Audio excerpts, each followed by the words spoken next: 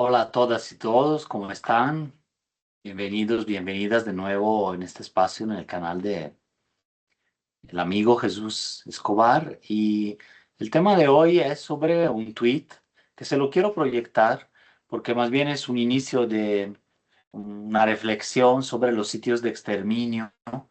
Con base, claro, en los hechos de Teuchitlán como detonación de una serie de reflexiones, debates que se han enrarecido mucho en la opinión pública, en los medios, se han partidizado más que politizado, porque el debate es totalmente político, no se trata de un tema simplemente humanitario o solamente criminalístico o legal, sino que tiene que ver con la política y con el hecho de que eso está en la agenda pública, está en el espacio público y la temática en sí es relevante para la sociedad. Y entonces, en ese sentido, la discusión, mientras más enrarecida, esté contaminada, no basada en hechos, por así decirlo, o en cuestiones hasta técnicas a veces, se queda corta y confunde más de lo que explica, ¿no? Entonces, por eso quería yo mostrarles y platicarles de este mensaje, que es parte de una investigación que desde hace 4 o 5 años realizo sobre el tema de las fosas clandestinas en México. Hemos realizado mapeos, pueden buscarlos, ¿no? El mapa de fosas clandestinas del estado de Guanajuato, hay uno del 2020, del 21, hay un centro de datos sobre fosas clandestinas actualizado a finales del 2024. Y bueno, todo ese trabajo, incluso con otras organizaciones, claro, y personas mucho más expertas que yo, que me han enseñado mucho, pues me lleva a posicionarme, a poder empezar a reflexionar, a poner algunos puntos como más claves, más objetivos, yo digo, en esta discusión que se ha dado, ¿no? Por un lado, cómo y cuándo se usa ese término de sitio de exterminio. Bueno, es un término, podríamos decir que más histórico, sociológico, y no está como tal en una ley, por así decirlo, que el Estado mexicano reconozca. Aún así está en el Estatuto de Roma de la Corte Penal Internacional. Entre los crímenes de lesa humanidad se habla de cuándo es que un Estado, claro, está hablando ahí más bien de un Estado, comete exterminio, pero recordemos que no solo un Estado lo puede hacer, a veces hay grupos privados, criminales, armados, paramilitares, de traficantes, de delincuenciales que cometen crímenes graves que podrían ser tildados, clasificados como lesa humanidad en ciertos contextos de conflicto, conflicto armado, pero no solo, que son cometidos con la tolerancia, complicidad, omisión de la acción, con conocimiento incluso de las autoridades, ¿no? Y entonces, en este sentido, hay un espacio de interpretación. Ahora, a partir de eso, una cosa es checar bien cómo y cuándo podríamos usar ese término sin abusar de él. Lo mismo había sucedido en su momento hace unos años, antes de que fueran definidas en el protocolo homologado de búsqueda de la ley las fosas clandestinas, ¿no?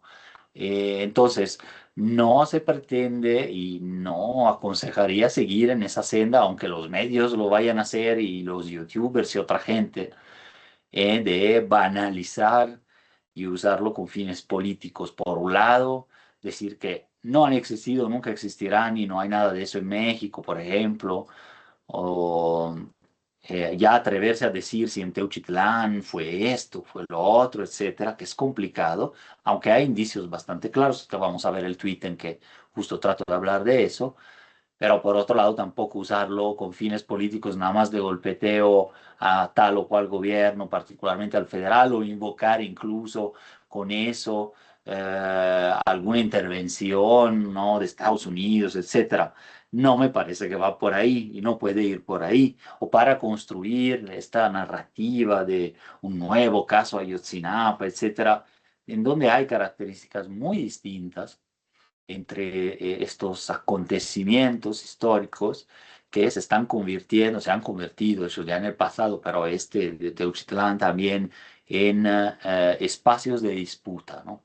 Entonces, poner un poquito de orden mental para mí, igual para la audiencia, quien le pueda interesar en esta disputa, es cómo hemos tratado de condensar, ver alguna información que ahorita les voy a compartir aquí en la misma pantalla, para que puedan ver esta parte del tweet, espero se esté viendo, que pusimos Teuchitlán, punto número uno, según lo declarado por el fiscal Gertz Manero, en el contexto de hallazgo, que es así como se definen según los protocolos, de tipo destructivo, había restos humanos óseos fragmentados, pedacitos. Eso entonces impide pensar que en ese lugar no había justamente restos de personas. Lo han documentado las buscadoras, de hecho hay buscadoras que entraron ahí desde enero, otro colectivo, claro, ahora entre el 5 y el 8 de marzo lo han trabajado. Y el mismo Gertz Manero en la conferencia matutina, aunque las preguntas no fueron muy atinadas varias, finalmente en una de estas se le preguntó, se le insistió y sí admitió que aún sin conocer todos los detalles, es decir, la identificación de cuántos cuerpos corresponden, etcétera, sí había restos óseos fragmentados, o sea, destruidos, no enteros, por así decirlo, de tipo destructivo.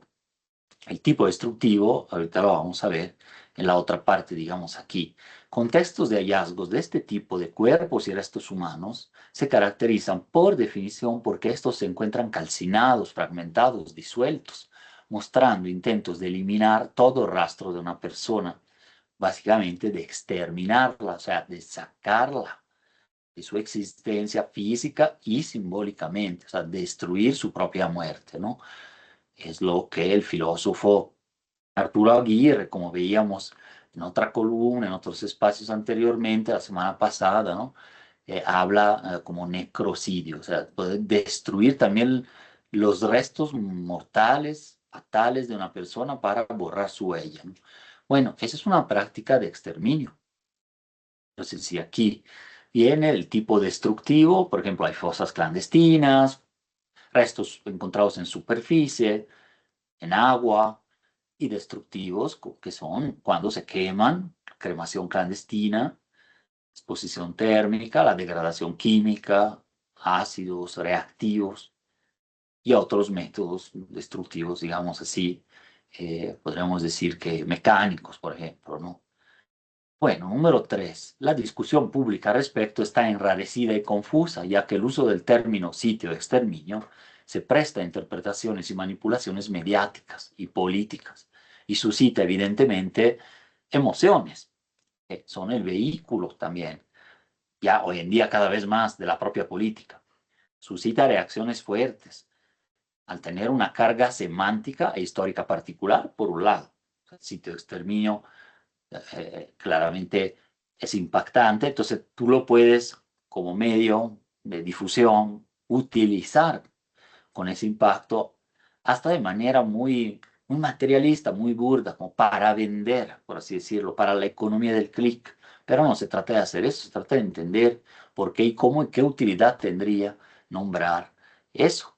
No, aquí hice un collage de todo lo que hemos visto en la primera semana del caso de Teuchitlán. Hay más, de hecho tengo otros 4 collages así que uso para mis presentaciones y para reflexionar desde la docencia, la academia, en las clases, ¿no? Pero bueno, este es como para apantallar y efectivamente logra su acometido, ¿no?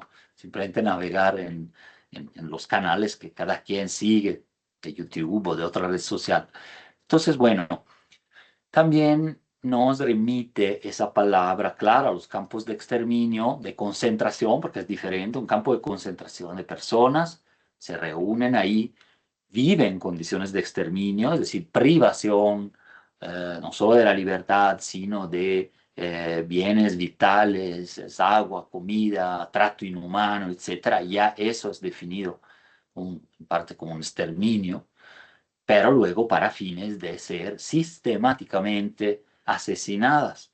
En ese sentido, el exterminio va más allá de un asesinato, incluso del ocultamiento en una fosa clandestina, porque implica una escalada del grado de violencia y sobre todo la sistematicidad. Hay quien dice también que tiene que implicar ese justo, ese sitio aquí arriba, ¿no? Destructivo, de destruir los restos. Hay otras instancias, incluso familias, colectivos que dicen, bueno, más que el tipo de destrucción es el hecho de que sean masivos, sistemáticos, en la impunidad. Ahí implica una responsabilidad por omisión de la policía local, de las fuerzas del Estado, de cualquier autoridad, ¿no? En eso.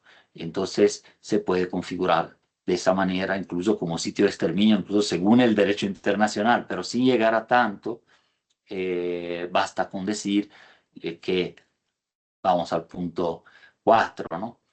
En México, sobre todo después de los hallazgos de lugares de exterminio, con la eliminación sistemática, masiva y radical de los cuerpos, como en La Gallera, Tijuana, los predios llamados del Pozolero en 2009, pero que vienen de mucho antes, ¿no? De ese cártel de Tijuana. Y San Fernando, Tamaulipas, ¿no? La matanza de 72 migrantes, pero también un megafosas con poquísimos sobrevivientes, en 2011 otra vez, y luego más, ¿no? El Patrocinio, Coahuila, es de 2015, allá han encontrado 27 sitios de exterminio, allá, con toda razón denominados así, ¿no? Sin crear ningún escándalo, y así les decían, ¿no? Em, entonces en México simplemente comenzaron a utilizar el término, pero claro, no refiriéndose a las cámaras de gas de Auschwitz o de los campos de concentración y exterminio nazis y que hemos visto en otras partes del mundo en la historia, sobre todo en el siglo XX y hasta la fecha, ¿no? Sino refiriéndose a campos, sitios, lugares, zonas de exterminio, llamado zona doxa, este medio de Guadalajara y de Jalisco, que nació y trabaja sobre desapariciones que hay que leer para entender Jalisco en general y la desaparición y la violencia en Jalisco. Entonces, bueno, han hecho esto digamos así, utilizar ese término y tropicalizarlo, como se dice, a un contexto en donde ya las palabras no bastaban, no bastaba homicidio, feminicidio, desaparición, todos los términos que luego se usan más en la jerga narca, ¿no? Para describir cómo matan a las personas. Ya no bastaba fosas clandestinas, fosa clandestina masiva, la fosa común, sino que hablamos también de sitios de mayor nivel de atrocidad, masivos, de exterminio, es decir, y sistemáticamente operados por grupos armados, criminales, pero que han tenido en algunas ocasiones entrenamientos de fuerzas del Estado, de caiviles, los mismos Zetas, un origen militar, han tenido esa formación, fuerzas, ex fuerzas armadas o grupos paramilitares de Centroamérica y de Colombia, ¿no? Por ejemplo, y cierta presencia de autoridades mexicanas también, ya sea por tolerancia de ciertos espacios que ha sido demostrada. No digo que en todos, no estoy diciendo ahorita que en Teuchitlán, estoy diciendo que es una posibilidad, ¿no? Que entonces no hay que descartarla de por sí, pensando que el sitio de exterminio, si se dice y puede existir y sociológicamente, históricamente está fundamentado, pues entonces no se dice porque si no interviene Estados Unidos. Estados Unidos va a intervenir, quiere intervenir siempre y de cualquier manera, y no porque se hable de eso, que además se hable en México hace muchos años y mucho más en los últimos 5 años, 4 o 5 años. Ya vamos a ver por qué. Más bien, no hay ninguna conexión entre decir que hay un sitio de exterminio y entonces esos son grupos terroristas. Yo siempre he sido contrario, lo he dicho en varias columnas también estos meses, a tipificar esa cosa del narcoterrorismo, que es un término inventado por Uribe y los paramilitares en Colombia para tratar de clasificar, por un lado, guerrillas, por un lado, cualquier disidencia, mezclarla con narcotraficantes, decir que eran terroristas y solicitar la intervención con el Plan Colombia de los Estados Unidos en eso, ¿no? Entonces, no, no va por ahí. Entonces, hablar de que sí hay fosas clandestinas, hay fosas masivas, hay fosas comunes tipo conflicto armado en algunos casos, pero que no está declarado así en México, entonces también lo podemos por ahora dejar ahí. pero finalmente en situaciones parecidas y que en un sitio sistemáticamente se asesinaban personas, se destruían sus cuerpos o se ocultaban de manera masiva, y que claro, con múltiples violaciones, bueno, a la dignidad, identidad de la persona, con su ocultamiento y luego la idea de ocultar de esta forma cualquier rastro de humanidad y también, claro, su paradero, bueno, eso con estas características sí creo que se puede llegar a decir eso, ¿no? Un antecedente, es que aquí lo puse, ¿no? De la propia CNDH, ¿no? Por ejemplo, en este caso sobre la matanza de migrantes, que se empezó a conceptualizar así. Ahora más, sitio de exterminio tiene sesgo, ¿no? Dice aquí, es cierto, pero está bastante bien definido en el derecho internacional, en el Estatuto de Roma, y desde abajo por las buscadoras que ya se han apropiado del término. Entonces, propio un término, es un término popular, socialmente resurgido, renacido, y que no tenía ningún fin de sensacionalismo, sino de tratar de describir una realidad extrema. Dejen eso también del campo de entrenamiento, esos hay muchos. Aquí en Guanajuato la Guardia Nacional tiene documentados dos, por transparencia te lo dice, no hay escándalo con eso, es feo, debe de haber escándalo, claro, pero en el sentido de entender, analizar el fenómeno criminal, ¿no? Más que crear mitologías, ¿no? Alrededor de él. En Yuriria fue descubierto por lo menos el tercero oficial en la Sierra de Lobos de León, Guanajuato, aquí cerca, justo de Jalisco, donde operan los mismos grupos que en los Altos de Jalisco, Lagos de Moreno, todo eso. Pues también hay testimonios de que hubo grupos con campos de concentración de personas, de entrenamiento, y alrededor de esos, a lo mejor no ahí mismo, sí hay fosas clandestinas. En Salvatierra también, donde hubo otro campo de este tipo, en Yuriria. Entonces, bueno, uno puede hasta suponer que alrededor de Teuchitlán, alrededor de estos sitios, pudiera haber hallazgos de restos humanos, incluso hasta más que en el mismo lugar. Eso no le quita que toda la zona es una zona de exterminio, ¿no? En ese sentido, que entonces se reduce la carga sensacionalista y se ve un poco técnicamente, ¿no? Entonces, desde abajo, eso ya fue definido así. Nunca me parece que fue abusado o utilizado con fines propagandistas, sino más bien para describir una realidad terrible.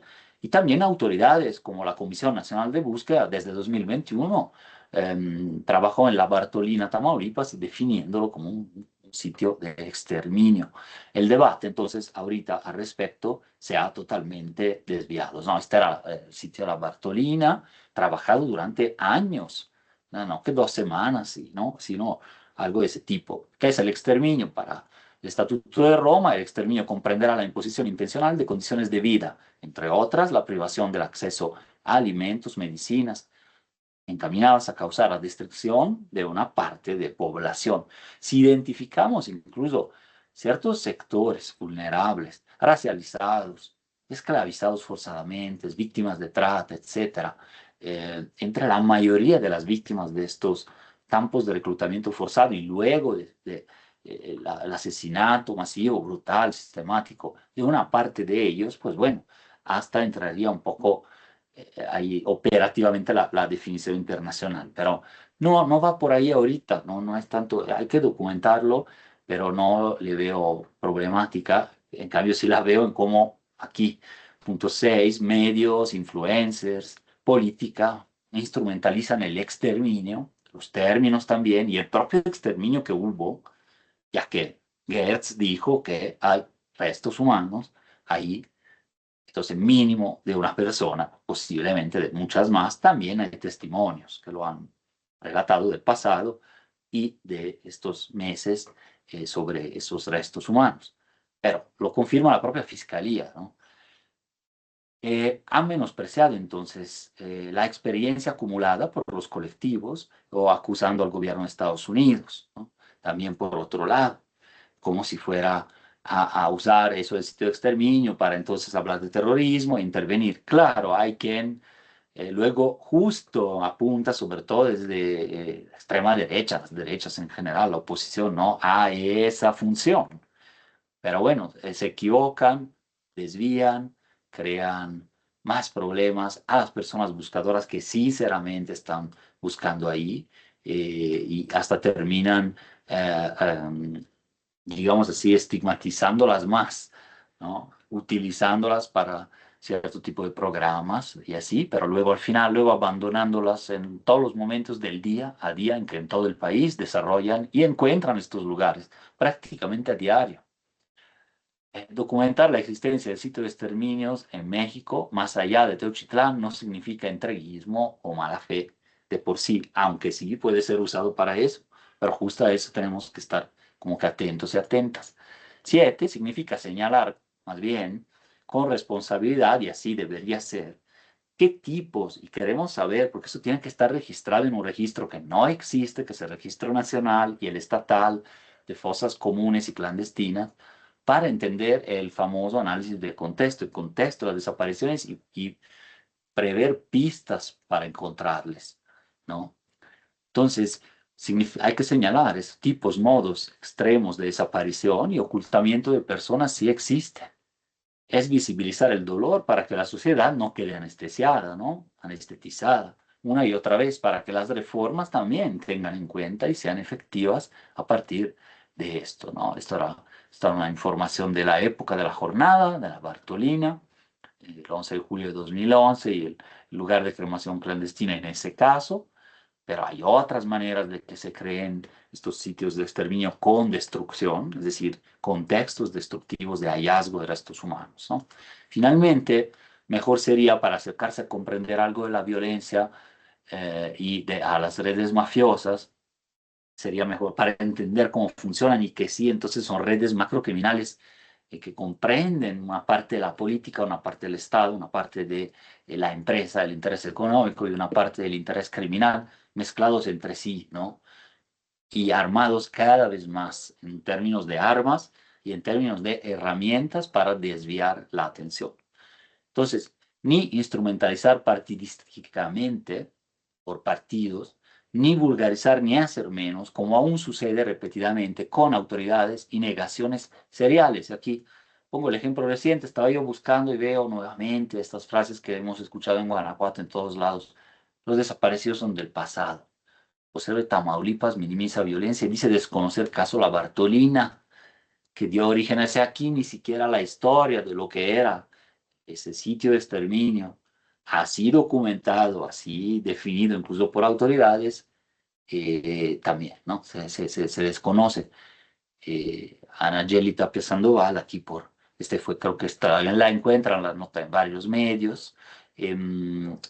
Jorge Cuellar, ¿no? El vocero acá en Tamaulipas, el sistema de seguridad dijo esto, ¿no? Bueno, entonces voy a dejar de compartir.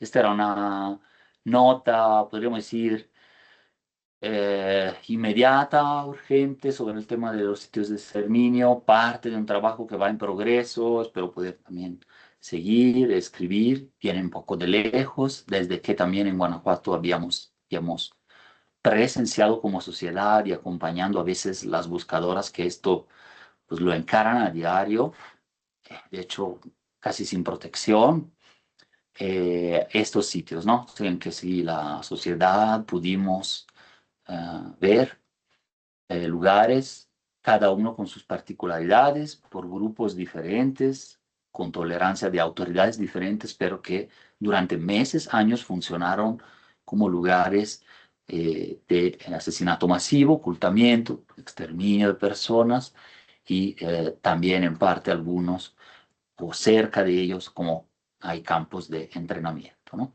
Muchísimas gracias, nos vemos a la siguiente.